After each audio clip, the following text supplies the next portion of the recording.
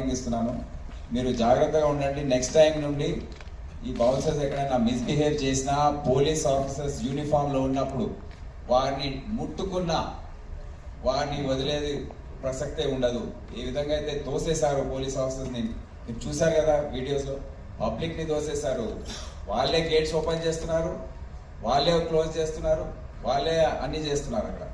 So ఈ విధంగా వ్యవహరిస్తే మళ్ళీ లా అండ్ ఆర్డర్ పోలీస్ ఏం చేస్తుందండి? It's becoming a challenge. So ఇప్పటి నుండి విఐపీస్, వివిఐపీస్ ఎవరైనా కానివ్వండి, పూర్తి బాధ్యత వారిదే ఉంటుంది. వారి బౌన్సర్స్ ఏ విధంగా వ్యవహరిస్తారు, పూర్తి బాధ్యత వారిదే ఉంటుంది. బౌన్సర్స్ సప్లై చేసే ఏజెన్సీదే ఉంటుంది. వారిని అడ్డుకట్ట వేసే అవసరం ఉంది. జాగ్రత్తగా వ్యవహరించండి, ఆలోచించి మీ స్టెప్స్ తీసుకోండి.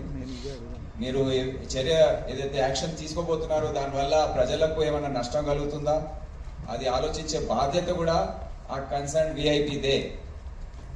ఇది తర్వాత ఇదైంది అదైంది ఎక్స్ప్లెనేషన్స్ ఏవి కూడా పని చేయవు.